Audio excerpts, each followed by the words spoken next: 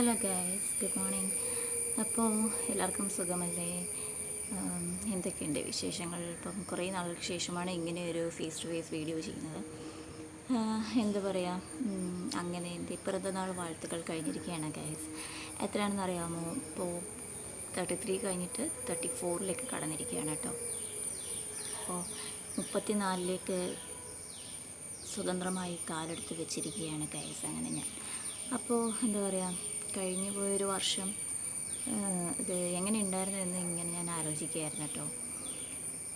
ശരിക്കും ഈ 33 എന്ന് പറയുന്നത് ഒരു സംഭവബഹുലമായിട്ടുള്ളൊരു സംഖ്യയായിട്ടാണ് എനിക്ക് തോന്നുന്നത് കേട്ടോ. കാരണം ഒരു സ്റ്റേബിൾ അല്ലാത്ത, ഒരു തിരിഞ്ഞും മറിഞ്ഞും എങ്ങനെ നോക്കിയാലും ഒരു കൺഫ്യൂഷൻ ഉണ്ടാക്കുന്ന ഒരു തലയും കുത്തി കിടക്കുന്ന ഒരു നമ്പറാണ് 33.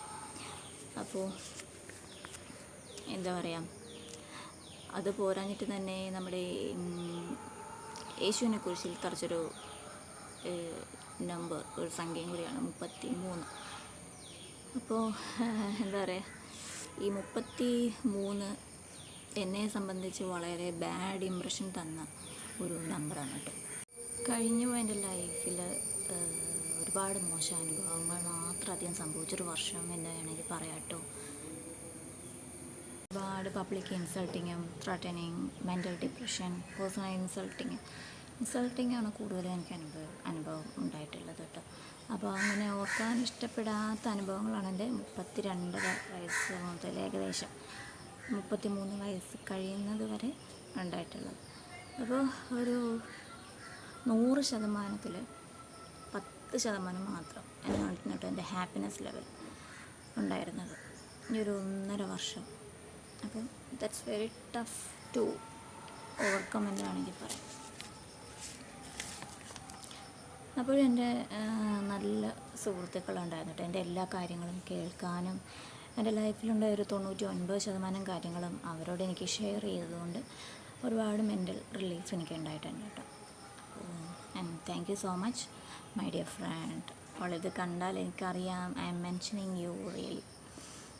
And I know she was really praying for my illness എന്ന് വെച്ചാൽ രോഗമൊന്നുമില്ല കേട്ടോ, എൻ്റെ ഒരു മെൻ്റൽ ഇൽനെസ് എന്ന് വേണമെങ്കിൽ പറയാം. നമ്മളൊരു മെൻ്റലി ഭയങ്കര ഡൗൺ ആയിരിക്കുമ്പോൾ നമ്മുടെ 99% കാര്യങ്ങളും ഒരാളോട് ഷെയർ ചെയ്യാൻ പറ്റുക എന്ന് പറയുന്നത് ഭയങ്കര ഭാഗ്യമുള്ള കാര്യമാണ്. അപ്പോൾ എനിക്കങ്ങനെ ഒരു സുഹൃത്തുണ്ടായി എന്ന് പറയുന്നത്, എന്നെ കേൾക്കാനൊരു അങ്ങനെ ഒരു സുഹൃത്തുണ്ടായി എന്ന് പറയുന്നത് എന്നെ സംബന്ധിച്ച് ഭയങ്കര പ്രീഷ്യസ് ആയിട്ടുള്ളൊരു കാര്യമാണ്. അപ്പോൾ അതുകൊണ്ട് തന്നെ എനിക്ക് കുറേയൊക്കെ ഒന്ന് ഓവർകം ചെയ്യാൻ പറ്റിയെന്ന് പറയും. ഇനി എന്താ പറയുക, എന്നെ പേഴ്സണലി ഇൻസൾട്ട് ചെയ്തവർക്കൊക്കെ അറിയാം, ഞാനിത് ഒരിക്കലും ആരോടും പറയില്ല എന്ന് നിങ്ങൾ വിചാരിക്കുന്നുണ്ടെങ്കിൽ എനിക്ക് തെറ്റിട്ടോ. എനിക്ക് എല്ലാ കാര്യങ്ങളും അറിയുന്ന പലരുമുണ്ട്.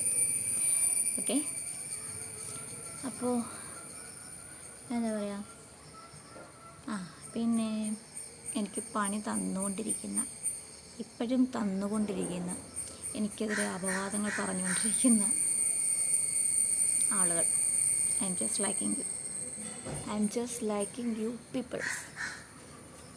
നിങ്ങളെനിക്ക് തരുന്ന പണികൾക്ക് തിരിച്ചു കിട്ടുന്നൊരു കാലം വരും കേട്ടോ.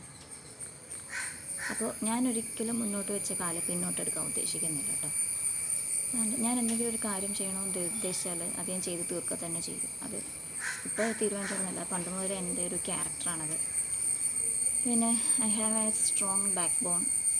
നിങ്ങൾക്കതില്ലാത്ത എൻ്റെ കുഴപ്പമല്ലല്ലോ. നിങ്ങൾക്കെന്ന് ഉദ്ദേശിച്ചത്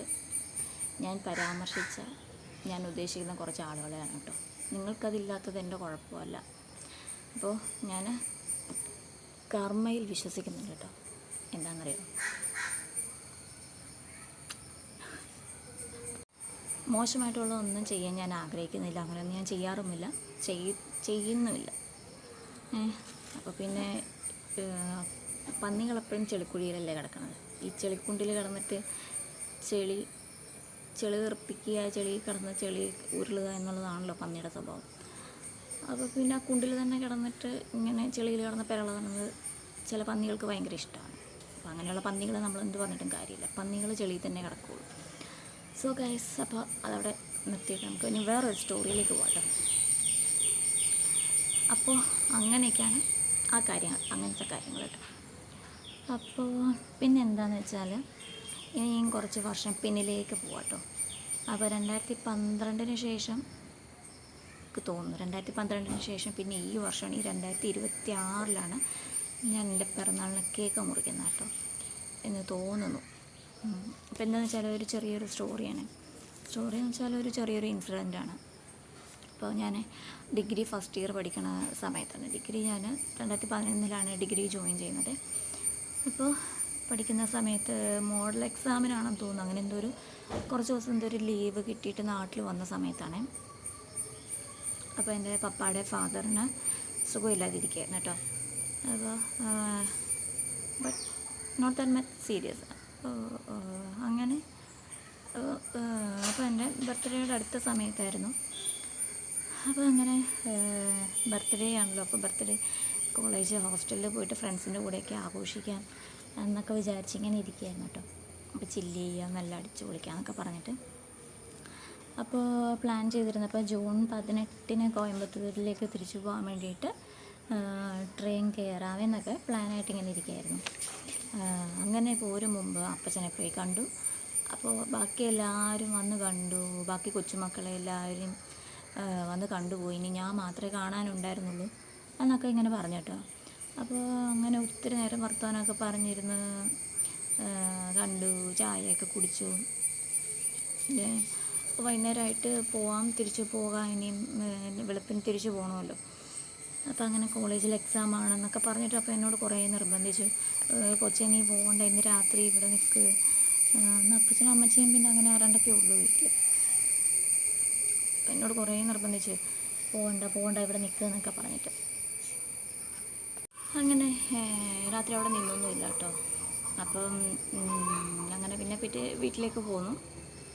അപ്പോൾ പിറ്റേന്ന് രാവിലെ വെളുപ്പിന് 5 മണിക്കൊക്കെ 5:30 എന്തോ ഒരു ട്രെയിൻ ഉണ്ട്. അങ്ങനെ അവിടെ നിന്ന് കയറി, അങ്ങനെ ട്രെയിനൊക്കെ കയറി എനിക്ക് തോന്നുന്നു ഏകദേശം ഞാനും മമ്മിയും കൂടെയാണ് പോയത്. മമ്മിയാണ് എന്നെ കൊണ്ടുവിടാൻ വന്നത് കേട്ടോ. ഫസ്റ്റ് ഇയറിലൊക്കെ പഠിക്കുമ്പം അത്ര ദൂരം ട്രെയിനിലൊന്നും ഞാൻ യാത്ര ചെയ്തിട്ടില്ല. അപ്പോൾ അതുകൊണ്ട് മമ്മിയാണ് എന്നെ ഫസ്റ്റ് ഇയറൊക്കെ കൊണ്ടുപോയിക്കൊണ്ടിരുന്നത്. എനിക്ക് തോന്നുന്നു ഷൊർണൂർ റെയിൽവേ സ്റ്റേഷനിലാണെന്ന് തോന്നുന്നു. അവിടെ എത്തിയപ്പോഴേക്കും മമ്മിക്കൊരു ഫോൺ കോൾ വന്നിട്ടോ. 9:30 ആയിട്ടുണ്ടാവും ടൈം. അമ്മയ്ക്കൊരു ഫോൺ കോൾ വന്നു. അപ്പോൾ അങ്ങനെ എടുത്തിട്ട് ഫോണൊക്കെ സംസാരിച്ച് കട്ട് ചെയ്തിട്ട് പറഞ്ഞു നമുക്ക് തിരിച്ച് വീട്ടിലേക്ക് പോവാം, അപ്പച്ചൻ മരിച്ചുപോയി പറഞ്ഞു. അപ്പോൾ അങ്ങനെ ഞങ്ങൾ തിരിച്ച് കോളേജിലൊക്കെ ഒന്നും പോയില്ല, തിരിച്ച് വീട്ടിലേക്ക് തിരിച്ചു പോയി. അപ്പോൾ എനിക്കതൊരു പക്ഷെ അന്നത്തെ ആ ഒരു സമയത്ത് എനിക്ക് വലിയ സങ്കടമോ ഭയങ്കര ഫീലിങ്സ് ആയിട്ടൊന്നും തോന്നിയില്ല കേട്ടോ. അപ്പം പക്ഷെ പിന്നെ കുറേ ദിവസങ്ങളൊക്കെ ഇങ്ങനെ ഇരുന്ന് തിരിച്ചു പോയി, കോളേജിലൊക്കെ തിരിച്ചു പോയി കഴിഞ്ഞപ്പോഴത്തേനും അപ്പോൾ എനിക്ക് ഇങ്ങനെ ഇരുന്ന് ആലോചിച്ചപ്പോഴേക്കും ഭയങ്കര ഒരു കുറ്റബോധം പോലെ ഇങ്ങനെ ഉള്ളിൽ തോന്നിട്ടോ. കാരണം എന്നോടന്ന് കുറേ റിക്വസ്റ്റ് ചെയ്തിരുന്നു, അവിടെ നിൽക്കാൻ കുറേ നിർബന്ധിച്ച്. എന്നിട്ട് ഞാൻ കേട്ടില്ലല്ലോ. എനിക്ക് പിന്നീട് അങ്ങോട്ടാണ് കേട്ടോ ഞാൻ എൻ്റെ ബർത്ത്ഡേസ് ഒന്നും ഞാൻ ആഘോഷിച്ചിട്ടില്ല. ആഘോഷിക്കാൻ എനിക്ക് തോന്നിയിട്ടില്ല. ഇപ്പം ഞാൻ ഒരു ബർത്ത്ഡേ കേക്ക് പോലും കട്ട് ചെയ്തിട്ടില്ല എന്നാണ് എൻ്റെ ഓർമ്മ. എനിക്ക് ആ ഒരു സംഭവം ഭയങ്കരമായിട്ടൊരു ഭയങ്കര സങ്കടം ഒന്നുമില്ല, പക്ഷേ എന്തോ ഒരു ഫീലിങ്സ് ആയിട്ട്. അപ്പോൾ അങ്ങനെ ഒരു 13 വർഷങ്ങൾക്ക് ശേഷമാണ് പിന്നെ ഞാനിപ്പോൾ അത് കഴിഞ്ഞ ദിവസം ജൂൺ 19 ഫ്രൈഡേ ഞാൻ കുട്ടികൾക്ക് വേണ്ടിയിട്ടാണ്, ഇമ്രുവിനും അബ്ദുവിനും വേണ്ടിയിട്ട് ഞാൻ ബർത്ത്ഡേ സെലിബ്രേറ്റ് ചെയ്യാൻ ഞാൻ ഓൾറെഡി കേക്ക് വാങ്ങാം എന്നൊക്കെ തന്നെ വിചാരിച്ചിരിക്കുകയായിരുന്നു. അപ്പോഴേക്കും മമ്മി രാവിലെ കേക്കൊക്കെ വാങ്ങിക്കൊണ്ട് വന്നു കേട്ടോ. കേക്കൊക്കെ വാങ്ങിക്കൊണ്ട് വന്നു. പിന്നെ പ്രത്യേകിച്ചൊന്നും ഉണ്ടായിരുന്നില്ല. പള്ളിയിലൊക്കെ പോയി പ്രാർത്ഥിച്ചു. അപ്പോൾ അതായിരുന്നു അതിൻ്റെ ബാക്കിലുണ്ടായിരുന്നൊരു സ്റ്റോറി. അപ്പോൾ അങ്ങനെയൊക്കെയാണ് ഗൈസ് കഥകൾ. അപ്പോൾ ഇത്രയേ ഉള്ളൂ സംഭവം.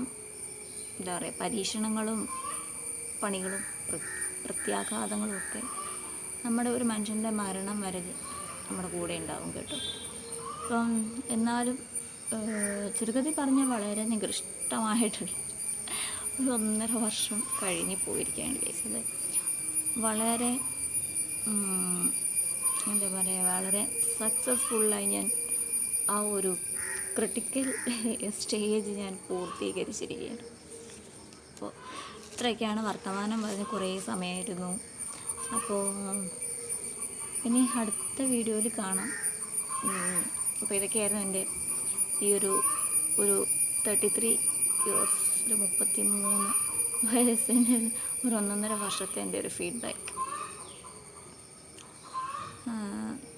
നിങ്ങൾക്ക് ആർക്കെങ്കിലും ഇങ്ങനെ ഒരു 33-ാമത്തെ വയസ്സ് അല്ലെങ്കിൽ 33 വയസ്സ് കഴിയുന്നവർക്ക് ആർക്കെങ്കിലും ഭയങ്കര ഒരു ലൈഫിൽ ഏറ്റവും ക്രൂഷ്യലായിട്ടുള്ളൊരു ടൈമായിട്ട് തോന്നിയിട്ടുണ്ടെങ്കിൽ ദയവ് ചെയ്തെന്ന് പറഞ്ഞാൽ എൻ്റെ ആരാണെങ്കിലും കമൻറ്റ് ബോക്സിൽ ഒന്ന് മെൻഷൻ ചെയ്യണേ. എനിക്കും അങ്ങനെ ആയിരുന്നു, എനിക്കും ഭയങ്കര ടഫായിരുന്നു ഈ ഒരു ഏജ് എന്ന് നിങ്ങളൊന്ന് മെൻഷൻ ചെയ്യണേ. അപ്പോൾ ഇനി അടുത്ത വീഡിയോയിൽ കാണാം. നമ്മുടെ വീഡിയോസൊക്കെ എല്ലാവരും കാണുന്നുണ്ട് എന്ന് എനിക്കറിയാം.